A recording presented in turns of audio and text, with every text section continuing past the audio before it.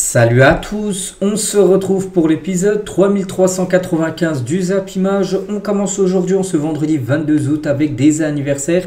Et on commence tout d'abord avec l'attaquant argentin de l'Inter Milan, il s'agit de Lautaro Martinez. Il fête aujourd'hui ses 28 ans, on lui souhaite bien sûr un bon anniv. On peut voir également que Junior Firpo, arrière gauche du Betis Séville, ancien joueur du FC Barcelone, il fête aujourd'hui ses 29 ans. On continue, on va parler maintenant de ce qui s'est passé hier soir. Et on commence tout d'abord avec le Racing Club de Strasbourg qui jouait son match de barrage aller pour se qualifier pour la future Europa Conference League. C'était contre l'équipe de Brøndby, score final 0-0. Donc malgré de nombreuses occasions, le Racing n'a pas réussi à trouver la faille. Donc tout se jouera au match retour à Brøndby. Donc jeudi prochain pour bien sûr avoir cette place pour se qualifier pour cette Europa Conference League. C'est dommage, j'ai pas vu le match. Mais d'après les stats, les gars, Strasbourg aurait dû gagner cette rencontre. 65% de possession de balle, 21 tirs, 8 tirs cadrés. Ce qui veut dire que 8 arrêts du gardien de Brøndby qui a réalisé un match exceptionnel. 2.09, donc c'est dire en XG quand tu as 1, c'est-à-dire que tu mérites de marquer un but, tu aurais mérité de mettre 2 buts dans le match, ils en ont marqué 0. Brøndby c'est 0.10 en XG, donc voilà, c'est dans le football, les gars, souvent on parle de stats comme ça, bon là ils sont pas fait punir, parce que des fois tu as des stats comme ça et tu perds le match, il y a 0-0, tout ce jour au match retour bien sûr au Danemark, mais voilà, c'est un mauvais résultat. Strasbourg, il y avait l'occasion quand même de prendre l'avantage sur ce match aller, donc c'est dommage. Donc tout reste à faire bien sûr pour cette équipe strasbourgeoise. Et le coach, Liam Rosseigneur, il a dit, donc la première chose qui nous a manqué est le réalisme devant le but. C'est vrai, quand tu as plus de 21 tirs, 8 tirs cadrés, tu dois au moins en mettre un. On a manqué de rythme en début de match, on en a mis plus au retour des vestiaires, mais au vu de la soirée, on peut rester optimiste sur le fait d'aller s'imposer là-bas. De toute façon, il n'y aura pas le choix, il faudra gagner au Danemark pour se qualifier bien sûr pour les phases de poule de cette Europa Conference League. Et à noter que pour ce premier match de la saison, pour la première rencontre officielle, plus de 22 080 spectateurs étaient présents, guichet fermé voilà, pour cette rencontre de Strasbourg. Et n'oubliez pas que cette équipe a beaucoup recruté, comme sur le mercato à Strasbourg, a recruté comme une équipe avec même remplaçant cet été. 15 joueurs sont arrivés et c'est pas fini, il reste encore un peu moins de 10 jours de mercato jusqu'au lundi 1er septembre. J'ai pu voir les gars, je vous parlais toujours, lundi 1er septembre à minuit ça sera 20 h, qu'en France les gars ça se finira le mercato. Bon bref, regardez tous les joueurs consignés. Et c'est pas fini, donc jusqu'à Bašić, on parle d'Enciso, 20 millions d'euros, et aussi Antwi, donc des joueurs que je pense que personne connaît, qui pourraient débarquer également du côté de Strasbourg. À noter que Strasbourg aussi vendu pour plus de 50 millions d'euros sur ce mercato. On continue les gars, on va parler maintenant du programme du jour et c'est la reprise de tous les gros championnats. N'oubliez pas qu'il reste encore deux championnats qui n'avaient pas joué, donc le championnat allemand et le championnat italien. Donc concernant l'Allemagne, ce soir le Bayern Munich reçoit le RB Leipzig. C'est le match d'ouverture de cette nouvelle saison du championnat allemand. Donc belle affiche, Bayern-Leipzig. Donc en Angleterre, il y aura un West Ham contre Chelsea. Donc c'est un derby, les deux clubs sont de la ville de Londres. Il y aura aussi un Betis-Alaves et le Paris Saint-Germain contre Angers. Il reste seulement la Serie A qui commencera demain, samedi, voilà sa première journée. Donc voilà déjà le gros programme sur les gros championnats européens. Et sinon en Ligue 2, parce qu'on parle aussi souvent de la deuxième division française, voici le programme. Je sais pas, tiens, Le Mans contre Bastia, Rodez contre Laval ou Clermont contre Grenoble. Voilà, concernant le programme, on parlera bien sûr de ces 5 résultats demain. Nous, on bascule maintenant sur le match Paris Saint-Germain-Angers. Première rencontre du côté du Parc des Princes, bien sûr, pour le PSG. Depuis la victoire, bien sûr, en finale de Ligue des Champions, même la victoire en Super Coupe d'Europe. Il va se passer pas mal de choses ce soir. Et voici la une du journal L'équipe, donc en ce vendredi 22 août. Donc première sortie au Parc. Donc comme j'ai dit, il y aura pas mal de choses. Et tout d'abord, le PSG va présenter ses 5 trophées au Parc des Princes. Donc lors du match face à Angers, donc la Ligue des Champions, la Super Coupe d'Europe, la Ligue 1, le Trophée des Champions, la Coupe de France. Tous ces trophées seront présentés après le match. Donc voilà, on fait en gros le programme de ce qui va se passer. Donc déjà, il y aura aussi la présentation des recrues de Chevalier, de Zabarni et du jeune Renato Marin, jeune gardien, qui seront présentés bien sûr avant le match. Donc 10 minutes après la rencontre, donc les joueurs vont revenir sur la pelouse pour présenter les trophées obtenus durant la saison dernière. Donc voilà, ces trophées là qui seront présentés comme j'ai dit après le match. Donc pas de tour d'honneur avec les trophées. Voilà. On apprend aussi qu'une animation pour célébrer la récente victoire en Super Coupe d'Europe va avoir lieu. Est-ce que ça sera avant ou après le match? On verra. Le stade aussi sera guichet fermé, comme d'habitude au Parc des Princes, pour la 166e fois d'affilée, qu'il n'y aura plus de place à vendre pour un match du PSG à domicile. Il y aura aussi le retour des Ultras dans la tribune Boulogne, on en parlera un peu après. Et retour également de João Neves dans le groupe après ces 2 matchs de suspension par rapport au rouge qu'il avait pris en finale de Coupe du Monde des clubs. Donc voilà, il y aura pas mal de choses à dire bien sûr et à voir ce soir lors de ce match PSG-Angers. Et concernant la conférence de presse de Luis Enrique, donc il a parlé tout d'abord d'Ousmane Dembélé. Il a dit cette saison sera un challenge pour Ousmane Dembélé. Donc l'an dernier, il a été incroyable. Je suis sûr qu'il peut encore s'améliorer. J'espère que cette année sera encore meilleure pour lui. déjà, il a mis la barre très très haute, hein, surtout voilà, sur la saison dernière, enfin surtout depuis le début d'année 2025 où il est exceptionnel. Il pense qu'il peut encore s'améliorer. On verra bien sûr. Toujours avec comment dire, Luis Enrique par le site Donnarumma. Je n'ai aucun problème à prendre des décisions difficiles. Donc Enrique tient sur la mise à l'écart Donnarumma. Il a dit nous sommes calmes et tranquilles, nous savons où nous voulons aller. Et lui, voilà, il conforte totalement ses choix en gros d'avoir écarté Donnarumma pour mettre en place un nouveau gardien qui est bien sûr Lucas Chevalier. Concernant Donnarumma, je sais pas, j'ai pas vu le groupe encore. Est-ce qu'il sera là ou pas? Je pense pas parce que vu les derniers matchs, les 2 matchs officiels que le PSG a joué, il n'était même pas dans le groupe. Ce serait dommage. Hein. Ce serait bien au moins qu'il soit là ce soir pour recevoir quand même un adieu des supporters, parce que les supporters, il aime bien sûr Donnarumma par rapport à tout ce qu'il a pu faire. Ce serait dommage les gars qui quittent le PSG sans un au revoir, alors que ce soir il y a un match à domicile. Voilà. Je ne sais pas s'il sera là ou non ce soir. Donnarumma, en tout cas une chose qui est sûre, c'est qu'il ne jouera pas. Et Luis Enrique, hein, bon après il peut être présent bien sûr, mais au moins dans le groupe, hein, comme j'ai dit Donnarumma. Et toujours avec Enrique aussi sur le conflit Russie-Ukraine qui se passe et surtout entre Zarbani qui est ukrainien et Safonov qui est russe. Il a dit Safonov et Zarbani sont au-delà des polémiques politiques. Hein. Je pense que le football est la meilleure des manières pour unir les personnes. Voilà ce qu'il a pu dire par rapport à ça.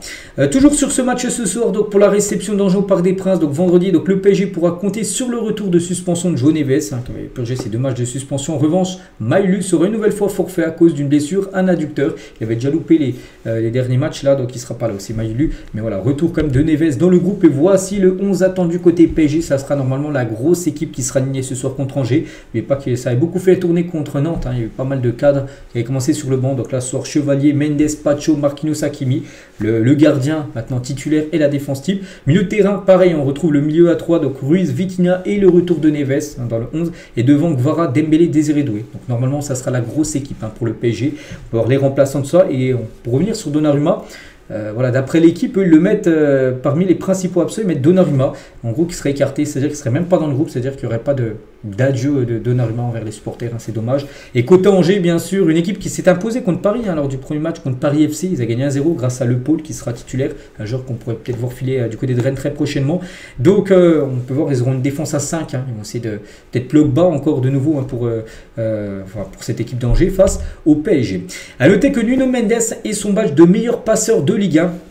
Bon, c'est pas le seul, hein. Je crois qu'il y a pas mal de joueurs qui ont délivré une passe D lors du premier match. Donc lui, il a délivré une, mais c'est lui qui a délivré une la plus rapidement après son entrée en jeu. Et du coup, c'est lui qui a le badge un top passeur qu'il aura bien sûr dans le dos pour ce match ce soir. Toujours sur cette rencontre, à noter aussi que Vincent Royer, donc cette personne là à côté de Barcola, va devenir le nouveau speaker du PSG. Après un an de test, hein, c'est que le PSG a testé pas mal de speakers pour remplacer Michel Montana qui a été longtemps le speaker du PSG pendant plus de, je sais pas, peut-être 20 ans. Donc ils ont essayé pas mal et du coup ça sera lui maintenant, c'est officiel, ça sera lui ce soir et ce sera lui lors des prochaines rencontres. Et toujours sur cette rencontre, hein, donc le PSG autorise aussi 500 membres du CUP en tribune Boulogne au Parc des Princes cette saison. Le club a remplacé des sièges non numérotés en haut de la tribune comme à Auteuil afin de mieux répartir l'ambiance au parc. Tambour et mégaphone y seront autorisés parce que du côté du PSG, quand vous regardez les matchs à la télé, c'est la tribune à gauche où il y a vraiment l'ambiance, c'est la tribune Auteuil et la tribune en face c'est la tribune Boulogne, mais c'est plutôt des supporters là on va dire. En gros, qui ne chantent pas trop. Et en gros, là, il y aura des supporters de la tribune Auteuil où ils mettent l'ambiance. Ils iront de l'autre côté. Donc, il y en aura en gros des deux côtés où ça va mettre de l'ambiance ce soir, normalement. Donc, voilà, grosse ambiance ce soir, bien sûr, pour ce match à domicile. Donc, voilà ce qu'il y a à dire hein, sur le Paris Saint-Germain. On bascule sur l'Olympique de Marseille qui joue demain contre le Paris FC. Et à noter que Facundo Medina sera absent 3 semaines avec l'OM pour une blessure à la cheville. Il s'était blessé il y a quelques jours à l'entraînement et du coup il ne sera pas là lors du match contre le Paris FC contre Lyon la semaine prochaine. Il y a un Lyon-Marseille, il ne sera pas là. Et aussi il reviendra après la trêve internationale. Il va être sélectionné avec l'Argentine. Du coup il sera forfait, il reviendra d'ici 3 semaines à peu près. Facundo Medina, c'est comme un coup dur bien sûr pour l'Olympique de Marseille. Et toujours avec Marseille, on revient aussi sur le feuilleton Adrien Rabiot parce que son agente, l'agente, donc la mère d'Adrien Rabiot, donc Véronique Rabiot, a pris la parole, hein, c'était sur RTL France hier soir, et elle y allait pas de ma morte. Hein. Donc tout d'abord, je le dis, oui, les dirigeants de l'OM mentent. Hein. Pour Véronique Rabiot, son fils Adrien n'aurait pas pu être sorti de l'équipe pour une altercation. Il y a des mensonges sur Noël. En gros, ils ont essayé de trouver ce prétexte pour le virer. En gros, il y avait d'autres choses, en gros, que enfin qui n'allait plus avec Rabiot, hein. Enfin, c'est ce qu'elle dit, hein. Donc Véronique Rabiot est désolée aussi pour les supporters de l'OM, je suis navré pour eux, je regrette cette situation parce que j'ai bien vu toute la saison dernière à quel point ils ont apprécié la présence d'Adrien à l'OM, hein, qui a été certainement le meilleur joueur de l'Olympique de Marseille. Donc j'ai vu toutes les manifestations d'amour qu'ils lui ont donné, ce qui n'était jamais arrivé ailleurs, je n'aurais pas pu imaginer et je comprends qu'ils soient déçus, qu'ils ne comprennent pas, hein, bien sûr, comment il peut être mis à la porte comme ça pour une bagarre. Oui, c'est vrai que l'institution prime, mais bon, tu peux avoir une seconde chance, hein. Mais il n'y a rien eu de plus grave, hein, la vérité est ailleurs, voilà. Toujours avec Rabiot, on parlait d'une violence inouïe, hein, c'est ce qu'avait dit Mehdi Benatia ou même Longoria, vraiment que la bagarre était très forte. Donc il a dit, hein, je n'y crois pas, personne n'y croit. Rabiot remet en doute, hein, les paroles des dirigeants marseillais sur l'altercation Rabiot-Roueux. Il a dit, hein, personne n'a été blessé, personne n'est allé à l'hôpital, il n'y a pas eu de nez cassé, pas de lèvres fendues, parce que normalement si c'est une violence inouïe, c'est-à-dire qu'il y en a peut-être qui a fini à l'hôpital ça. Elle dit que voilà, personne... en gros, il n'y a pas eu de nez cassé, il n'y a rien eu, en gros, il n'y a pas eu de sang, donc pas de point de suture, pas de jour d'ITT, donc je ne comprends pas bien, en gros, c'est quoi cette violence inouïe, parce que les joueurs savent ce qui s'est passé, mais nous, on sait vraiment, enfin nous, qui regardons le football un peu plus loin, on ne sait pas vraiment ce qui s'est passé dans ces vestiaires, hein. Et maintenant aussi, elle allume aussi Roberto De Zerbi, hein.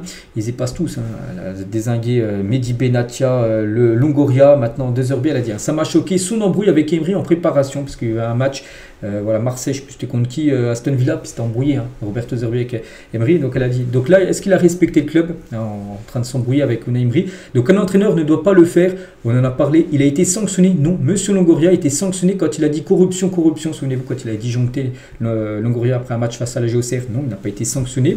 Donc si on veut vraiment que les joueurs soient exemplaires, il faut être exemplaire soi-même, on ne peut pas demander aux autres ce qu'on n'est pas capable de faire, hein. C'est un principe d'éducation. Lorsque Greenwood a signé alors qu'il avait tapé sa femme, De Zerbi a dit qu'on pouvait lui donner une deuxième chance. Je suis d'accord, hein, pour donner des deuxièmes chances aux gens, mais il n'y aurait que mon fils qui n'aurait pas le droit à une deuxième chance. Alors, ce qu'il a pu dire, c'est vrai que dans ses propos, on peut comprendre en gros voilà, qu'elle est très déçue en gros, que son fils voilà, soit mis à l'écart comme ça direct, alors qu'il y en a peut-être qui n'ont pas été sanctionnés, qui n'ont pas eu voilà, de deuxième chance, hein.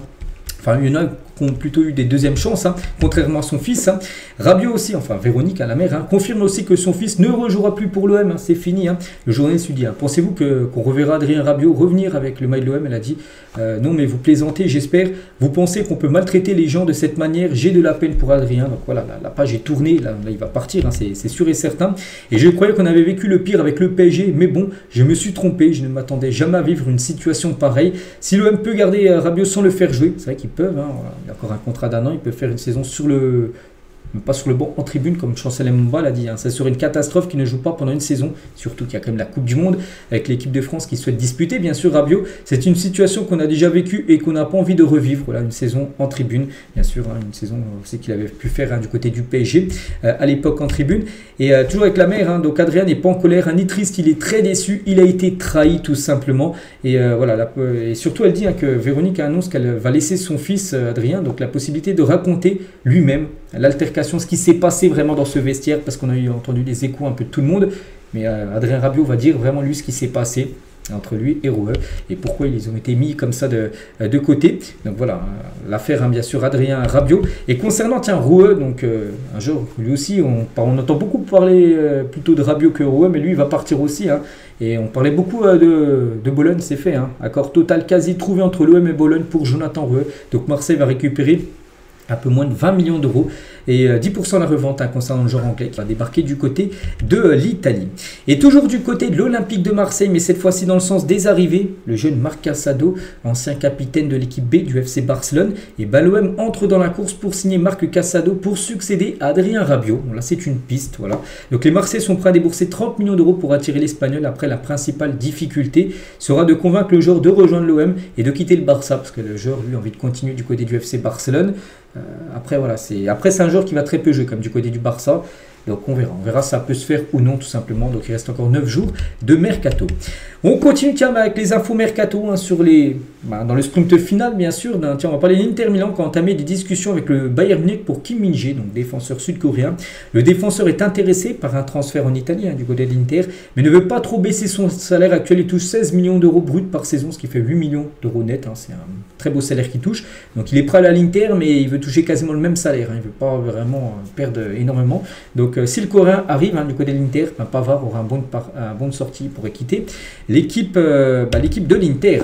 Des nouvelles également de l'ailier de Lyon, Malik Fofana. Un joueur belge, on apprend aujourd'hui qu'il est dans la shortlist du Bayern Munich et de l'équipe d'Arsenal. On a même pu voir que le Bayern a tenté de récupérer Malik Fofana en prêt. Lyon a tout de suite dit non. C'est mort qu'on conserve tout simplement Malik Fofana. Des nouvelles également de Matic. Pour ceux qui n'ont pas suivi, Matic est officiel. Il a quitté l'équipe de Lyon. Il n'appartient plus à Lyon et il devrait rebondir à Sassuolo. Le milieu de terrain va signer un contrat d'un an plus une année supplémentaire en option avec le club promu en Serie A. Sassuolo qui remonte là cette nouvelle saison en première division. Des nouvelles ici de Angelo Stiller. Tiens, ce joueur, je me souviens encore peut-être un ou 2 mois, il était ciblé par le Real. Bon, maintenant il est plus trop ciblé, mais en tout cas il fait partie des cibles de Manchester United pour le milieu de terrain. Les Red Devils n'ont pas encore décidé s'ils souhaitent signer un joueur à ce poste ou non, mais voilà, c'est un joueur où il y a des rumeurs du côté de Manchester. Ce serait un coup dur comme pour Stuttgart qui pourrait perdre Enzo Milot qui est parti à Ali. Il pourrait perdre également un autre milieu, Angelo Stiller. Des nouvelles également de Nicolas Jackson qui devrait bien quitter Chelsea cet été. Parce qu'un an de la Coupe du Monde qu'il souhaite disputer avec le Sénégal, enfin si le Sénégal se qualifie, il doit jouer en club. À Chelsea, on sent que ça va être compliqué vu la concurrence qu'il y a. Donc Newcastle et le Bayern Munich sont revenus à la charge ces dernières 48 heures, tandis qu'Aston Villa pousse fort pour le faire recruter sous l'impulsion de Unai Emery. La décision est attendue très bientôt d'après Fabrizio Romano. Une chose qui est quasiment sûre, c'est qu'il devrait bien quitter l'équipe de Chelsea. Et de nombreux joueurs ont supprimé leur photo de profil dans l'espoir de quitter leur club lors de ce mercato. Regardez, ils ont mis rien du tout. Ils ont mis un fond noir en gros. Jackson, Yohan Wissa, Lookman, Colomani. En gros, ils n'ont rien mis. C'est des joueurs en gros qui sont sur le départ. Jackson, j'ai dit peut-être à Aston Villa. Wissa, lui, il aimerait aller du côté de Newcastle, l'attaquant de Brentford. Lookman, il voulait aller à l'Inter, mais son club de l'Atalanta a bloqué. Et Colomani devrait aller à la Juventus Turin. Donc voilà, concernant certains joueurs, comme j'ai dit, là, on rentre dans les 10 derniers jours du mercato. C'est là où il va se passer le plus de transferts, comme chaque mercato, bien sûr. Les nombreux transferts se font dans les derniers jours. On continue aussi avec Fabio Silva, donc accord trouvé entre Fabio Silva et le Borussia Dortmund. Donc le club allemand négocie désormais avec Wolverhampton pour faire venir ce joueur du côté de l'Allemagne. On verra si ça va se faire ou non. On continue aussi avec Victor Boniface et Here we go. Donc Boniface va être prêté à l'AC Milan. Je me souviens, on en a parlé ces derniers jours. Donc là, maintenant, c'est bientôt fait avec le Here we go de Fabrizio Romano. Donc prêt payant de 5 millions d'euros. Assorti d'une option d'achat de 24 millions d'euros non obligatoire.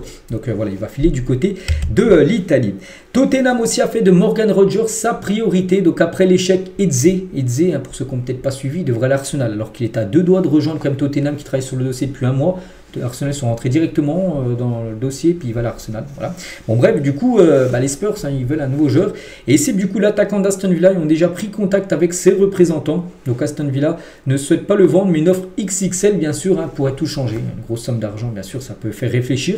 Donc des chiffres autour de 92 millions d'euros sont déjà évoqués. Ils pourraient grimper encore plus. Peut-être on pourrait dépasser la barre des 100 millions d'euros pour Morgan Rogers du côté de Tottenham. On va suivre bien sûr ce dossier également de très près. Des nouvelles aussi de Andy Diouf, joueur de Lens, mais il va quitter Lens pour débarquer à l'Inter Milan. Here we go. Diouf va s'engager avec l'Inter. Montant du transfert 20 millions d'euros. Plus bonus, je crois que les bonus c'est 5 millions. Donc ce sera un transfert à 25 millions d'euros du côté de l'Inter. Pour le remplacer, donc il y a un joueur lui qui devrait débarquer du côté de Lens. Les gars, accord trouvé entre le Racing Club de Lens et la Géocère pour le transfert de Lassine Sinayoko, qui a été buteur, je crois, Sinayoko, lors du premier match de la Géocère. Ils ont gagné 1-0 contre Lorient. Je crois que c'est lui qui avait marqué. Bon bref, ce joueur devrait quitter la Géocère et débarquer à Lens. Prix des transferts, 8 millions d'euros. Concernant l'équipe de Naples, c'est Aurelio De Laurentiis, c'est le président de Naples. Lors de l'été 2024, donc il y a un an, en gros, il a dit que lors de l'été 2024, il y a un an, le PSG va offert plus de 200 millions d'euros pour le pack Kvaratskhelia-Osimhen. Il voulait faire le coup double de PSG avec ces deux joueurs-là. Ça a été refusé bien sûr par Aurelio De Laurentiis. Bon, il y en a un quand même qui a débarqué, c'était en janvier dernier pour plus de 80 je crois. C'est Kvaratskhelia. Mais voilà, il voulait faire les deux, Kvara-Osimhen, 200 millions d'euros. Donc Osimhen aurait pu rejoindre Paris il y a un an. Du coup, il n'y a que seulement Kvara qui est lui venu il y a plutôt 8 mois. Officiel, tiens, on va parler de Noam Camara, donc un tout jeune joueur, il a 18 ans. Il signe son premier contrat professionnel avec le PSG, on le félicite. Donc c'est un joueur qu'on pourrait peut-être voir jouer de temps en temps en équipe première, sinon on continuera avec le groupe Espoir. Mais on sait que du côté du PSG avec Luis Enrique, si les jeunes joueurs sont bons, tu as du temps de jeu. On a pu voir avec Zeremri, avec bien sûr João Neves, tous des jeunes joueurs bien sûr qui ont pas mal de temps de jeu comme Mbaye, et lui ça pourrait être la même chose. Donc félicitations bien sûr par rapport à son premier contrat pro. Des nouvelles aussi tiens de Jonathan Klaus. Je me souviens, on en a parlé un peu hier, je dis qu'il était proche de Leverkusen, et oui, ça se confirme. Il est à 2 doigts de rejoindre le championnat allemand. Le club allemand et Nice sont proches de trouver un accord pour le transfert du défenseur français qui devrait rejoindre le Bayer Leverkusen au poste de latéral droit, peut-être le remplaçant Frimpong.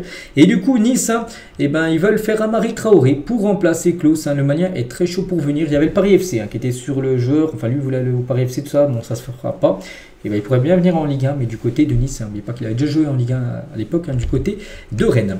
Quelques transferts officiels. Tiens, Claudio Echeverri, donc un joueur né en 2006, s'est prêté à Leverkusen. Numéro 9 pour le crack argentin. Manchester City n'a pas inclus d'option d'achat. Voilà, donc il va rejoindre une saison, puis pas d'option d'achat, ça veut dire que dans un an il retournera à City. Leverkusen ne pourra pas l'acheter. Voilà, donc belle recrue, bien sûr, pour Leverkusen. C'est un joueur pour le futur du côté de City, c'est pour ça qu'il compte sur lui. Toujours à Leverkusen, un autre transfert. C'est un défenseur cette fois-ci, les Français, c'est Luc Badé, quitte Séville et signe à Leverkusen. Ça y est, c'est signé. Prix du transfert 29 millions d'euros plus 4 millions de bonus. Donc voilà, Luc Badé, un nouveau joueur de Leverkusen. N'oubliez pas que Leverkusen pourrait signer également Jonathan Klose, c'est pas fini. En parlant toujours de Leverkusen, cette fois c'est un départ. C'est Amin Adli, donc il quitte Leverkusen et s'engage à Bournemouth. Donc prix du transfert 30 millions d'euros que vient débourser Bournemouth pour s'offrir le joueur marocain. Officiel également, c'est Leeds United qui signe Noah Okafor en provenance de l'AC Milan, 20 millions d'euros qu'a déboursé l'équipe de Leeds pour s'offrir l'attaquant suisse. C'est officiel également, lui aussi on en a parlé ces derniers jours, pour ceux qui suivent tous les jours mes vidéos, on a parlé longtemps aussi de Douglas Luiz, donc ça y est c'est fait, il quitte la Juve et s'engage à Nottingham Forest. Prix, c'est un prêt avec option d'achat fixée à plus de 30 millions d'euros. Donc Nottingham, là, si on cumule tout ce qu'ils ont pu acheter, ils sont pas loin des 200 millions d'euros quand même dépensés sur ce mercato. Officiel également, bon, il n'est pas footballeur pro, mais je pense que beaucoup de personnes le connaissent. Le youtubeur Valentin Liénard signe du côté de Pau B, l'équipe réserve. Donc il jouera avec l'équipe réserve du club béarnais en National 3 et j'ai pu voir, je crois que c'est son 14e club voilà, depuis le début de sa carrière. C'est beaucoup à 27 ans, 14 clubs différents. On lui souhaite bonne chance du côté de Pau. Et si vraiment il est bon, pourquoi pas faire quelques apparitions avec le groupe pro de Pau qui joue en Ligue 2. Vous vous souvenez de Lucas Piazon, donc un ancien joueur de Chelsea, donc ancien crack de Chelsea à l'époque. Donc le Brésilien vient de signer à Cracovie en D2 polonaise à 31 ans. Voilà, donc c'est un joueur qu'on parlait un peu ces derniers, il y a longtemps. Regardez, il a joué à Sao Paulo, il a joué à Chelsea. On peut voir tous les clubs là où il a pu jouer. Malaga, je vois Francfort, je vois aussi Fulham par exemple, un gros club, ou même Braga. Donc là, cette fois-ci, il signe en D2 polonaise. Officiel, tu as des nouvelles aussi de Jules Koundé. Et c'est officiel, il prolonge avec le FC Barcelone jusqu'en 2030. Jules Koundé. Voilà, on peut voir avec le président du FC Barcelone, Juan Laporta. De base, il a un contrat jusqu'en 2028. Ils l'ont prolongé de 2 nouvelles années. À noter que son salaire est revu un peu à la baisse par rapport. Parce qu'en gros, tu peux changer un salaire d'un joueur, soit l'augmenter, soit le descendre, ou soit le laisser pareil lors d'une prolongation de contrat. Voilà, une rénovation de contrat, donc c'est pour ça qu'il l'a prolongé, mais son salaire sera un peu revu à la baisse. Il touche quand même bien sûr un très beau salaire, Koundé. Il était questionné aussi par rapport au Ballon d'Or. Il a dit, est-ce que Lamine Yamal mérite le Ballon d'Or? Il a dit, tu me mets dans une situation difficile, mais s'il le mérite, oui, il le mérite, parce qu'il est français, donc il peut soutenir Dembélé, mais il joue avec Lamine Yamal. Donc 2 joueurs qui peuvent prétendre remporter le Ballon d'Or, mais il a dit, oui, bien sûr, il le mérite. Il ne peut pas dire non, il ne mérite pas de remporter le Ballon d'Or, Lamine. Donc, mais il est vrai que d'autres joueurs ont fait aussi une bonne saison, mais oui, Lamine Yamal le mérite. Voilà, donc voilà, on verra qui le remportera. Et n'oubliez pas qu'on est le 22 août aujourd'hui. C'est dans un mois, jour pour jour, le 22 septembre. Ça sera la cérémonie du Ballon d'Or. Donc voilà, plus qu'un mois, on connaîtra ce Ballon d'Or 2025. Et toujours du côté du FC Barcelone, on va parler aussi de Frenkie de Jong. Va prolonger son contrat jusqu'en 2028 et une année en option avec le FC Barcelone. Le Néerlandais touchera aussi un beau salaire de 9 millions d'euros, mais un salaire aussi revu à la baisse pour Frenkie de Jong. N'oubliez pas qu'il est en fin de contrat dans moins d'un an. Donc nouveau, normalement, prolongation là, qui sera signé très prochainement. Et toujours du côté du FC Barcelone, donc hier c'était l'anniversaire de Robert Lewandowski qui a fêté hier ses 37 ans, l'attaquant polonais. Et à noter les gars, regardez, on peut voir 30, 31, 32, donc c'est son âge à chaque fois. Donc à 30 ans, il a marqué comme 37 buts. À 31 ans, 52 buts. Il en a marqué 48 à 33 ans. Donc en tout, depuis l'âge de 30 ans, il a marqué quand même 288 buts. Quand même. Robert Lewandowski, là sur la dernière année, à 36 ans, il en a marqué 41. Voilà. L'un des meilleurs numéro 9 de l'histoire du football, bien sûr, l'attaquant polonais. Des nouvelles de Jérémy Frimpong, on apprend aujourd'hui qu'il est blessé aux ischio-jambiers. Donc son retour sur le terrain devrait se faire uniquement après la trêve internationale de septembre. Donc là, pour le match ce week-end de Liverpool, il sera forfait. Jérémy Frimpong, bon rétablissement à lui. Des nouvelles de Kevin Trapp qui a signé officiellement du côté du Paris FC pour 3 saisons, jusqu'en 2028, mais sera numéro 2. Il ne sera pas le titulaire, ça sera le gardien remplaçant. Donc Stéphane Gilly a confirmé qu'Obed Nkombadjo Bobbio, donc le gardien actuel du Paris FC, restera le gardien titulaire cette saison. Donc l'objectif, c'est que Ouded soit performant. Kevin est là plutôt pour l'accompagner et apporter son expérience. Voilà. Donc voilà. Concernant le rôle de Trapp, ce sera plutôt un rôle de grand frère, on va dire, dans ce vestiaire. Du côté du Paris FC aussi d'amener son expérience. On va parler de Ney El Enaoui a choisi la sélection marocaine, donc le franco-marocain confirmé son envie de jouer pour les Lions de l'Atlas. Il sera dans la liste de Walid Regragui pour les matchs de septembre. Il avait le choix entre l'équipe de France et l'équipe marocaine. Donc voilà, côté équipe de France, pour l'instant on ne parlait pas du tout de lui pour une sélection. Mais en tout cas, il a choisi maintenant de représenter la sélection marocaine. Donc il devrait être dans le groupe du Maroc lors des 2 prochains matchs. Des nouvelles de Kylian Mbappé, donc tous les joueurs du Real Madrid. Donc on va juste nous prendre Mbappé. Donc Mbappé est prêt pour la Ligue des Champions. Ils ont fait les photos spéciales Ligue des Champions, on va dire, avec le badge, bien sûr 15 LDC remporté. Donc voilà, il est prêt bien sûr pour cette nouvelle saison. N'oubliez pas que le tirage au sort, c'est dans 6 jours, c'est jeudi prochain 18h. Le tirage au sort pour savoir toutes les rencontres bien sûr des phases de poule. Le syndicat des footballeurs espagnols et les capitaines de Liga s'opposent à la délocalisation de Villarreal-Barcelone à Miami, parce qu'on parle beaucoup de ce match Villarreal-Barcelone en décembre prochain, le 21 normalement. Ce match devrait se jouer à Miami. Voilà, donc il y a beaucoup de syndicats de footballeurs espagnols, capitaines, voilà, qui refusent en gros, qui disent et qui sont contre tout simplement que ces deux équipes aillent jouer leur match. Du côté des États-Unis, donc pour l'instant le Barça et Villarreal eux sont ok, mais voilà, c'est beaucoup d'autres clubs qui disent non. En gros, ça gênerait, on va dire, puis ce serait un peu n'importe quoi pour le championnat espagnol. Officiel, Chelsea dévoile son nouveau 3e maillot pour cette nouvelle saison. Vous lui mettez combien sur 10? Donc je sais pas, un beau maillot, full black, avec l'écusson à l'ancienne, de Chelsea, cet écusson là à l'époque. Toujours pas de sponsor en plein milieu. C'est vrai qu'on attend de savoir ce sera quoi leur sponsor, parce qu'ils sont obligés d'en mettre un. C'est quand même une grosse rentrée d'argent à mettre un sponsor en plein milieu. C'est quasiment du 80 millions d'euros à peu près sur une année. Mais voilà leur 3e maillot pour l'équipe de Chelsea. On va parler d'un match, les gars, qui a complètement débordé. C'est en Argentine, donc scène de chaos lors du match entre l'Independiente et l'Universidad de Chili à Buenos Aires. Donc, Buenos Aires en Argentine. Donc les joueurs ont quitté le terrain partout. Ils n'ont même pas fini le match en raison de l'absence de garantie de sécurité. Une centaine de supporters de l'Independiente, qui était l'équipe qui recevait, auraient attaqué une dizaine de supporters de l'Universidad de Chili. Donc l'équipe des supporters visiteurs. C'était seulement 10 alors que les autres étaient plus de 100. Donc un supporter a tenté de s'enfuir mais tombé des tribunes. 10 blessés dont moins un grave et 90 arrestations selon plusieurs médias. Une véritable catastrophe qui s'est passée lors de ce match. Heureusement, il n'y a pas eu de mort, parce que ça a pu finir avec des morts cette rencontre. Donc voilà ce qui s'est passé lors de ce match qui ne s'est même pas fini. Il y avait un partout et le match a été arrêté. On va parler de l'Inter Miami. Vous savez que l'Inter Miami s'est qualifié pour les demi-finales de la League Cup. En gros, c'est la Ligue des champions nord-américaine. Ils vont jouer contre Orlando City. Donc là, n'oubliez pas que les deux équipes sont déjà affrontées en MLS cette saison. Et Orlando, à chaque fois, a mis tarif, l'équipe de l'Inter Miami.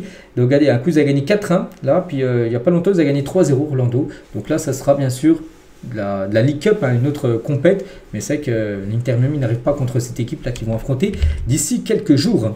On va parler cette fois-ci de l'AS Ajaccio, vient d'être placé en liquidation judiciaire. Le club corse a affiché un déficit de plus de 13 millions d'euros. Pour tenter de sauver le club, les sociaux ont lancé une cagnotte qui a rassemblé 23 000 euros en moins de 4 jours. Mais le problème, oui, tu as récupéré 23 000, c'est bien, mais non, il faut 13 millions. Donc voilà, pour les sociaux, bien sûr, les supporters, ils ne vont pas pouvoir rembourser 13 millions. Donc c'est pour ça que voilà, l'AS Ajaccio a un risque de descendre très bas et c'est malheureux. La Ligue 1 Kids, c'est quoi ça? Donc une émission destinée aux enfants sera codiffusée par Gulli. Donc Gulli, en gros, c'est une chaîne où il y a des dessins animés.